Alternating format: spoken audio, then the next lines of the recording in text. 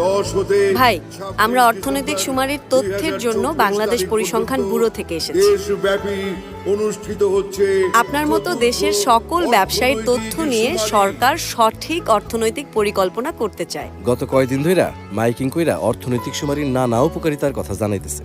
আপনার কি কি তথ্য লাগবে বলেন। দেশের ভবিষ্যৎ পরিকল্পনায় সহায়তার জন্য সকল শিল্প প্রতিষ্ঠানের সঠিক তথ্য প্রয়োজন।